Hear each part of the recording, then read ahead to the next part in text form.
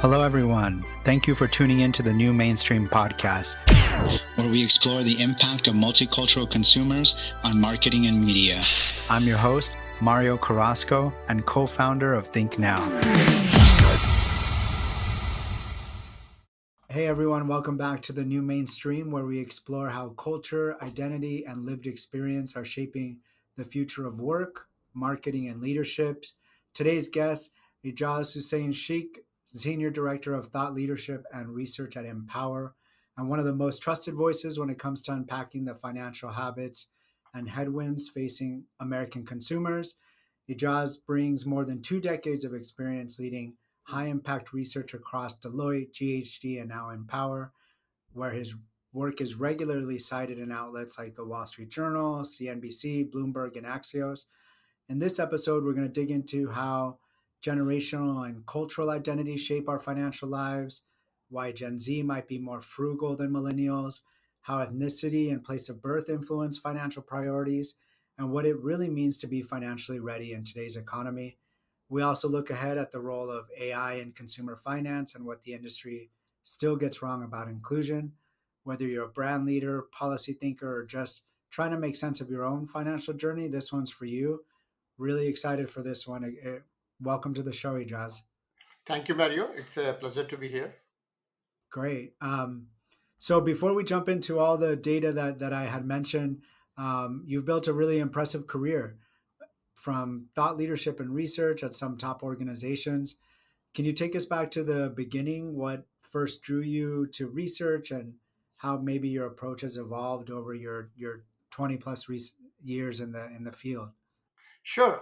My journey began with an insatiable curiosity, right? Even early in my career, I was fascinated by the why behind behaviors, right? Why people make the financial choices or any decisions that they make, right? So why and also why businesses succeed or fail, and why trends emerge and fail, right? So I started in research because I wanted to go beyond assumptions and really unpack what's really shaping the decision making, be it at consumer level or be it at the business level. Over the past 2 decades, my approach has evolved from data collection to driving strategy, right? So, initially, for me, research was all about finding the answers. But over the period of the last 2 decades, as I progressed through my career, it's more about framing the right questions, identifying the white space where people have not really tried to figure out the questions or the answers, and also influencing the business decisions, right? So I think I've come a long way. I've learned that the best insights come from integrating data, storytelling, and empathy. So that's how I look back at my career, Mario.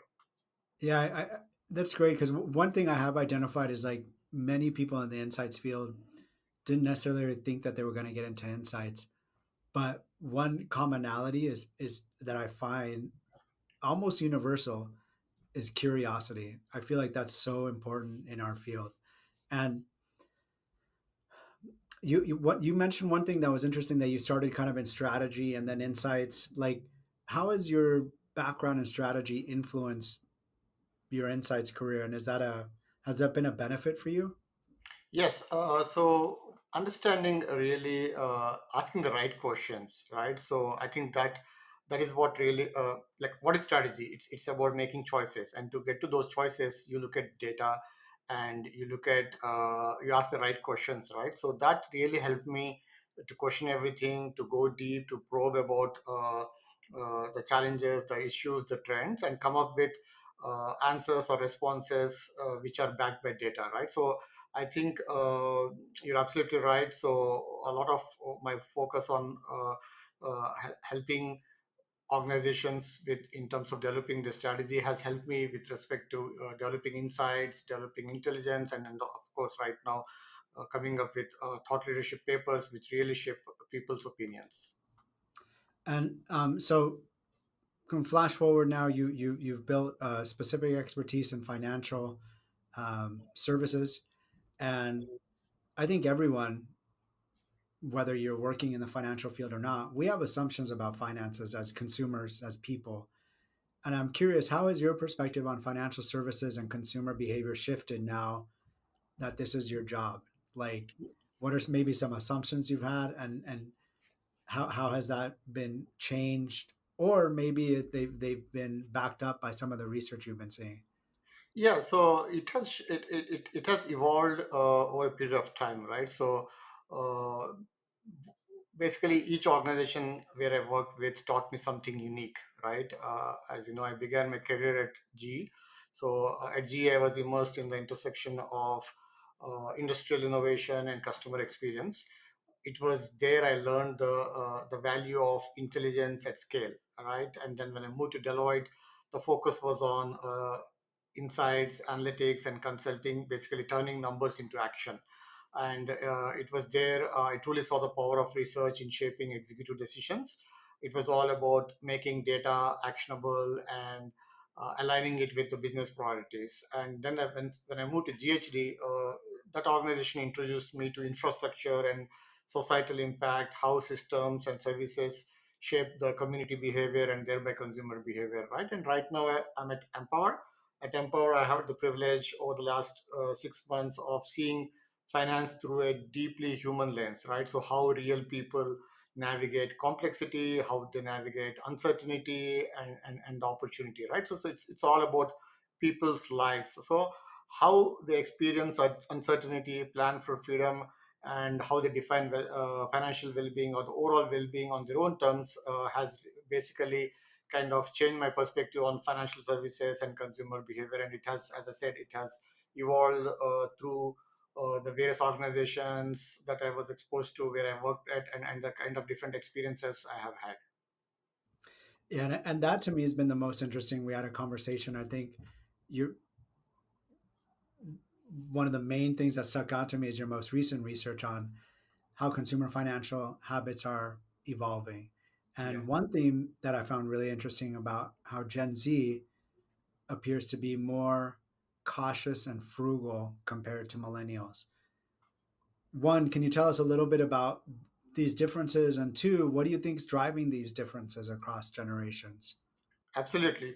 So you're right. Gen Z has really come of age amid the profound economic challenges that we all seen, right? Be it the record student debt, the rising housing costs, the pandemic through which we all lived, right? So which all of these factors, these kind of trends have shaped a really pragmatic, digitally native mindset that views money purely through a lens of control and caution rather than indulgence, right? So, for instance, if I can quote Empower's research, latest research reveals that Gen Z are early savers, right? So they hold an average of about $78,300 in retirement savings and have doubled their participation in workplace plans like 401ks, right? So they have budget first habits, right?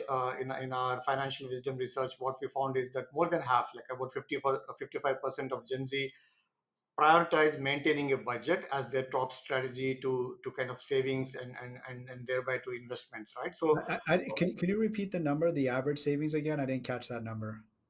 so 55% of Gen Z, they prioritize maintaining a budget as their top Oh no, strategy. you mentioned an amount right at the beginning, Yeah, seven it is something. it's $78,300 in retirement savings. That's the average in America. Yeah. That feels high. Yeah, that's pretty high. So that's what I was trying to say, right? So they are rather than indulging in spending, they are cautious. They understand the challenges that they've been through, right? And they're focusing on saving, investing, and growing their wealth, right? So what's interesting for you and your audience would be that they're also focusing on multiple income strategies, Mario, right? So about 7 in 10 Gen Zers have taken on side hustles to help save for retirement, right? Which is much more than the older cohort or people in the earlier generations, right? So what these data points underscore is that the Gen Z's relationship with money is rooted in defense, as I was saying about caution, right? So they are guarding against any instability that could occur rather than fueling their lifestyle excesses, right? So which to some extent I can say millennials are leading towards, right? So it's really a generational recalibration for them. So they aspire to be independent. They focus on a purpose, but they also pursue it through disciplined planning rather than spontaneous spending and investing. Right. So if I have to quote one more data point, not data point, right? So the fact that Gen Z watch their older siblings and parents grapple with the 2008 financial crisis or the great financial crisis, and also the ripple effects of COVID-19. So they watched that, they were been exposed to that, right? So those experiences have hardwired them through a different emotional script around money, right? So that's really shaping how they look at money. Frugality, right, is for them, it's just not a tactic. For them, it's kind of a worldview, right? So that's what our Can research. you share? Do you have the data offhand? Like, what's the average that a millennial has saved, for example? You have 78,000 from Gen Z. Do you know roughly how much? And it's gonna be, it might be more because we're older. I think we talked. I'm barely a millennial, right? I'm what they call a geriatric millennial. I don't know if I like that term, but uh, I don't have the exact number on the top of my mind. I don't want to quote something which is going to be wrong. But given their age, what I'm trying to say is, given the age factor, they are much more ahead than older generations. That's for sure. So that number is top of my mind. Yeah. so then my follow up question was going to be, we millennials, we've been through all the same things that Gen Z has been through. Mhm. And yet, in general, a trend I notice is kind of, we tend to be a generation that's spending on experiences, vacations, kind of like throwing caution to the wind. Why is that? What do you say? Is there anything in the research that points to why, even though both of these generations have experienced the same things, why Gen Z tends to be more frugal and millennials are more in the moment? Yeah, one is, as I said, the way they looked at their older generations go through different events, different kind of crisis, right? So that's one. And then also it's a bit of the changing times, right? So the context is different, and it's also a bit of culture, right? So a typical Gen Zer from, say, from an immigrant family may prioritize savings over investing because of the inherited risk aversion, right? So, on the other hand, someone from a tech-forward urban environment, like say in the big cities, might be experimenting with instruments like cryptocurrency or alternative investments or stable coins or whatnot, right? So, I think it really depends on the context, but as overall as a cohort, I think they've been exposed and they've learned and read about the challenges that their elder generations have faced and what they have done right, what they have not done right, right? So I think that's one.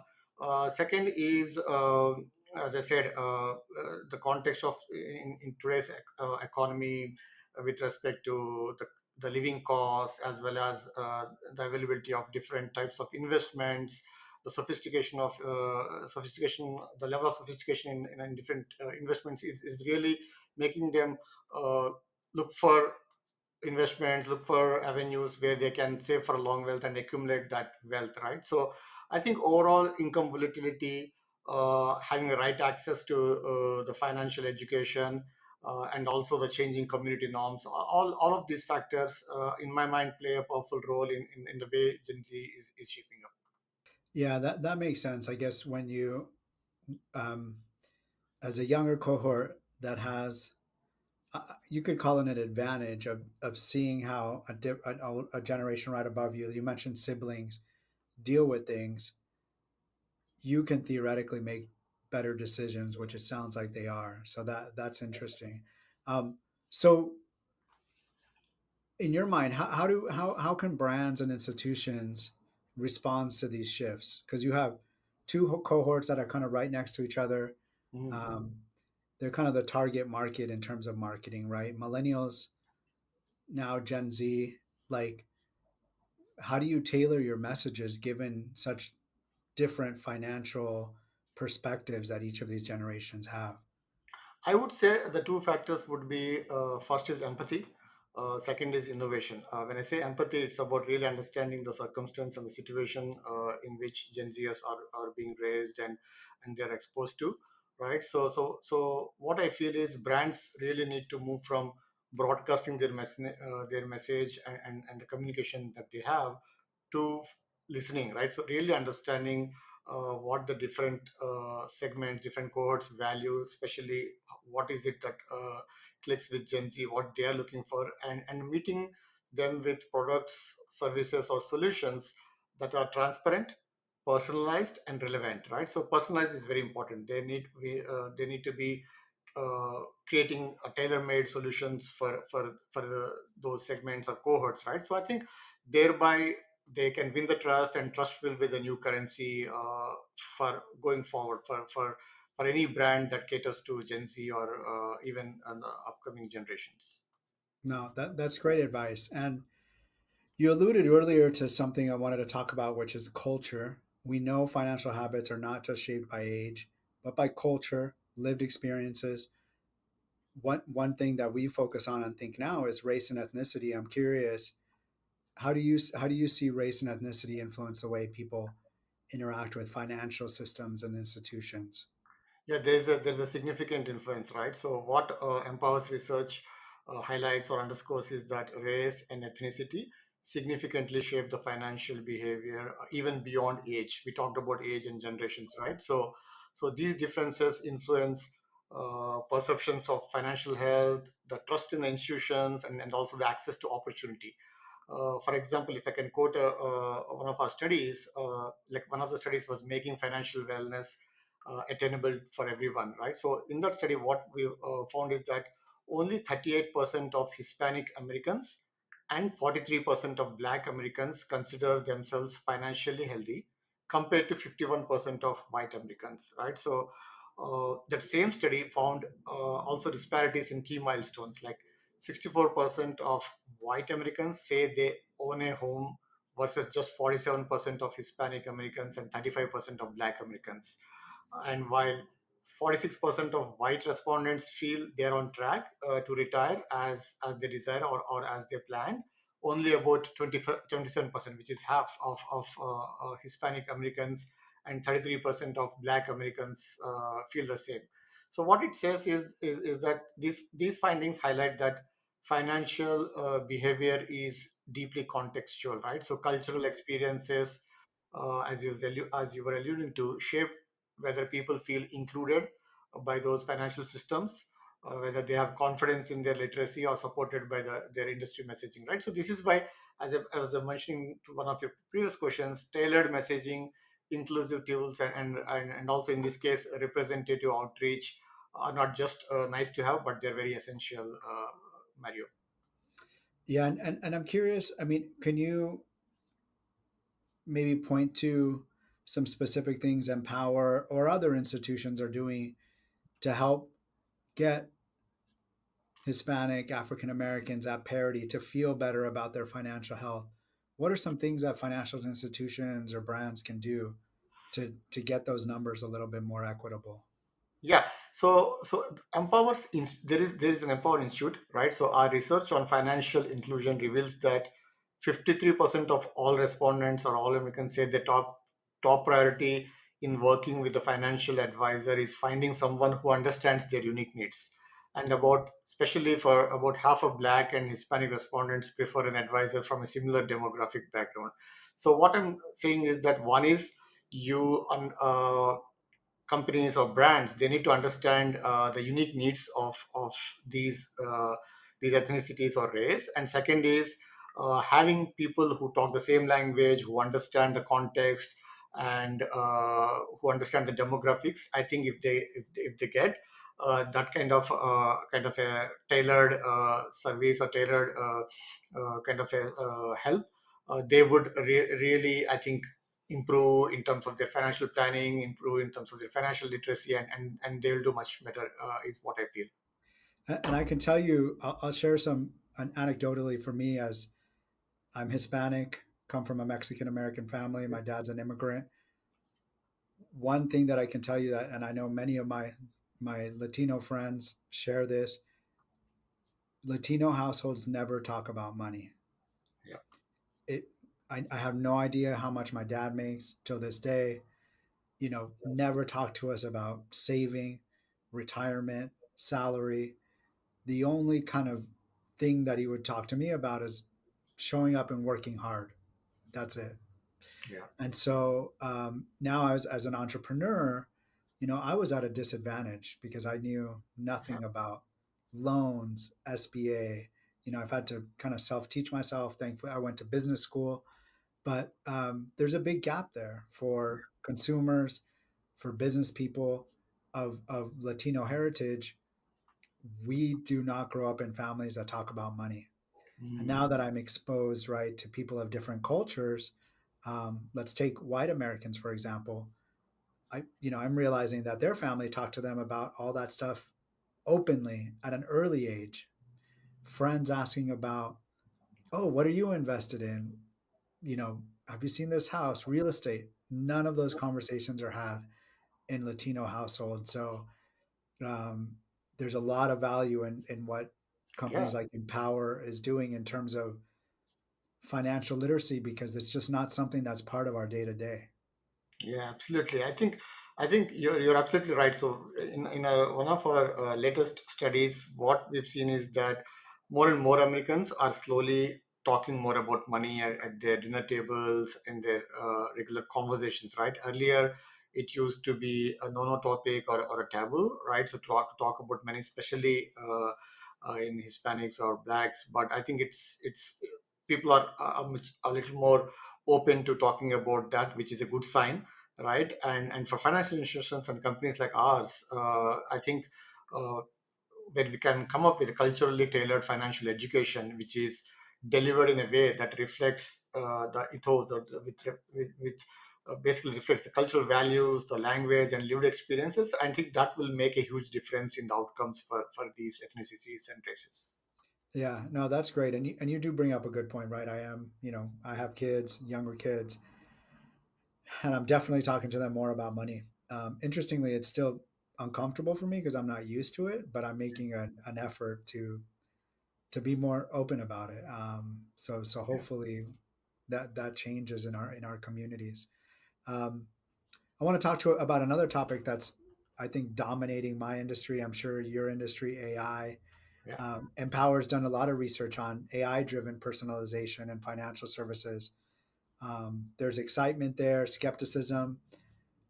Talking about trust, what are some of the trust barriers to AI adoption that you're seeing in personal finance? Because I personally think it's a positive thing, but I'm curious what you see among consumers and openness and embracing AI.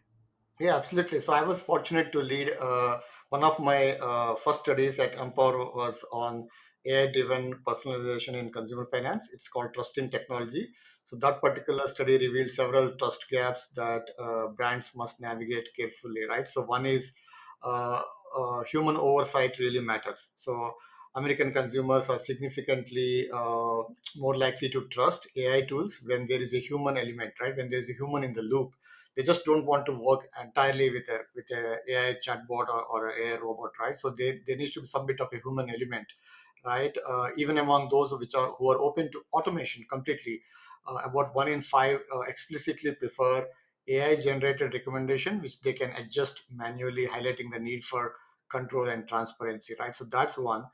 Second is selective adoption by task complexity, right? While 2 in 3 Americans or 65% of all Americans trust AI to share their account balances or performance updates, which we can see in our fintech apps or whatnot, right? So, but only 17% are comfortable letting AI manage their investment decisions, right? So, what it says or tells is that this particular drop off from 65% to 17% shows that skepticism grows with task complexity and perceived risk. When there is an element of risk, I think consumers, typical Americans, they lose trust, right? So I think, uh, uh, but there would be a slow overall uptake, right? So although comfort with AI is rising, like say 47% of Americans feel more comfortable using it today than a year ago. only 7% actually use AI-enabled financial planning tools.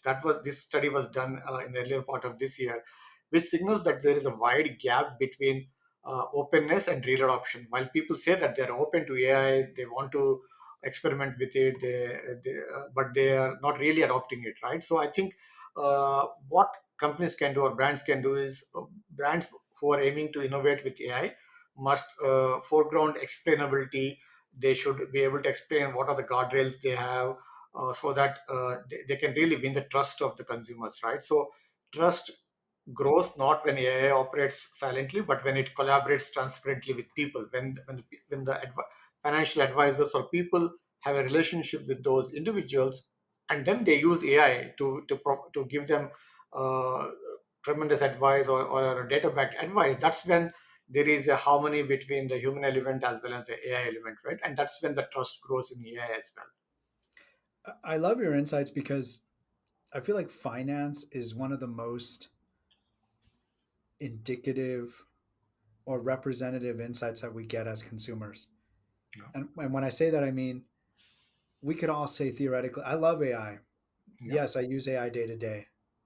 Okay, but you're going to trust your money with it. That's when you really know if someone's, likes AI or not. And what you're saying is like, not really. And I'm curious for you as a professional. I have my opinions on AI and research. Would you trust AI to answer questions? Because you're doing you're doing research, Yeah. synthetic data. Would you make determinations for your company, for your C-level executives based on AI yet or not? I would I would look for two factors. One is the clarity, right, and the kind of resources, and the kind of valid uh, avenues or valid resources that the AI uses to come up with answers or solutions, right? So if those two elements are there, I'm likely to trust, right? So what I mean to say is it's selective. It depends on the context and depends on the situation, right? So I won't blindly trust, or I would not blindly not trust AI, right? So it depends on it depends, because that's what I'm saying. There should be a human validation, right? So um, I obviously, it's not that I'll completely depend on AI, but I will use my own brain, but I will use it as a tool to give me to provide me with productivity, to provide me with efficiency, right? So I think as long as there is clarity in terms of responses, and authenticity or validity in terms of the data sources and resources, I would trust AI. Sorry, back to that. That was just something I that popped up out of curious. But back to your research, do you see any generational or cultural divides in your research? Like, is Gen Z more likely to be open to AI, or millennials or Hispanics? Do you do you see any of that pop up in the research in terms of trust differences? Yes, absolutely. Yeah, younger generations are much more open. There is no two ways about it, right? So, but at the same time, they're also more critical, right? So, because they understand the technology well, they expect seamless personalization, and also a kind of a ethical design, right? So, what I mean to say is that while they are more open, they're also asking the tough questions. They are critical in the sense that they want much more personalization, much more context, right? So on the other hand, older generations, they value simplicity and security, right? So what it means is that for them, uh, for AI to win the trust of those older generations, they need to be able to be so simple, and answers should be so well explained, that they feel that they're comfortable using that, and also because they value security, they don't want to risk their money or health or whatever with AI. I think AI still has some time to prove there, right? So finally, cultural backgrounds also shape perceptions. Some communities are more skeptical due to their historical exploitation and whatnot, historical experiences that they've had. So that's why I think contextualized tech adoption is key, right? So when AI can augment, when AI can show that it can augment human decisions rather than replacing them, and when people retain their own agency, their own, I think trust grows, and thereby the different communities which are still at the fence, they would also be more acceptable, more accepting of AI, and also the older generations. Yeah, I think that yeah, that's so interesting. I mean, I think we could have a whole podcast on Yeah. AI, but I want to make sure we get to the other sections. So you have a great career. I mean, um, obviously a thought leader. Now you're becoming a thought leader in AI. I'm sure there's a lot of people listening now that want to get into leadership, see you as someone maybe that they look up to. Like, what are some advice that you'd give for those entering the fields of research, especially in finance? Like, what advice would you offer in terms of skills? Yeah, I think you alluded to this earlier in the part of the in the earlier part of our conversation, right? It's about curiosity. I think lead with curiosity, not certainty, is my advice, right? So what I mean to say is, like, let me unpack this. The most impactful researchers, in my view, are not those who pretend to have all the answers, or in fact have all the answers, but those who are relentless in asking better questions, right? So especially in finance, if you put this in the context of finance, where trust, complexity, and behavior intersect, the job is not to confirm what you already know, but to challenge the assumptions, uncover the blind spots, look for the white space, and bring that nuance, right? So that's very important. So in thought leadership, I think my advice to all the emerging researchers and thought leaders is think of yourself as a lighthouse and not a spotlight, right? Your role is to guide others through uncertainty, through different trends, through different changes, events, issues, not to center yourself in the narrative, right? So the goal is not just about visibility as a thought leader, it's about the value that we provide, right? So I think what I've noticed is there are many thought leaders who I admire and I follow. I think a lot of them are successful because their work sparks action, right? So they have insight which is grounded in reality, which is and their insight, they have insights which no one else has, right? So that's very important, right? So I think if I have to make it simple, the three key pieces of advice I would like to offer is: one is be systematically fearless, but be human centered, right? So understand that you have all the tools, the surveys, the quantitative analysis, the AI, right? So but never lose sight of the people behind the data, right? So that's what makes, because everyone, at the end of the day, it is about people. So empathy makes the research meaningful. So if we can contextualize to what it means for an individual, a typical American or a typical individual anywhere in the world, I think you'll do well. Second is build a reputation before building a brand, right? So what I believe is thought leadership is not self promotion. It's like a trust in motion, right? It's a journey, right? So I think individuals should share ideas that serve others, build a community, and your influence will grow organically. And finally, this is very personal favorite of me. It is what I try to say is it's stay interdisciplinary, right? So the best ideas often come from the edges, right? Be it, say, design, engineering, finance, sociology, say infrastructure, psychology, right? So if you only study your own industry, you'll only recreate what already exists, right? So I used to do that a lot in my earlier organizations, as well as earlier in my earlier part of the career, where I was used to focus a lot on a particular sector, which is great, right? You go deep, you bring that depth, but I think when you stay interdisciplinary, you actually are thinking around the edges and what could be the different implications and different impacts on in different industries and markets, right? So that's where you bring a holistic perspective, right? So I think, as I said, above all, stay grounded. It's all about people, right? So you will inspire if you keep that in mind. You'll inspire a lot of people when you keep that in mind. That amazing advice. And two things really stuck out to me. One, your last point about being interdisciplinary. I find, so I'm an entrepreneur and business owner, right? I find so many of my colleagues just read business books. And I don't necessarily do that. I used to when I was in business school, and that's great. But after you read enough business books, they're kind of all the same. I'm a big proponent of reading nonfiction, or sorry, fiction. Fiction. Um, I don't know. I get the best ideas. It makes you think and look at the world differently that help you in your work, right? Because we're in a quantitative field. We're in numbers, and we're reading reports naturally on LinkedIn. my world is full of nonfiction.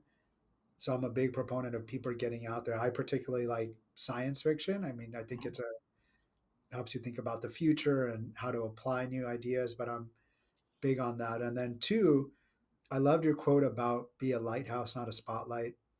I can tell you from personal experience, we've had this podcast now for almost 8 years, and it started out as a spotlight.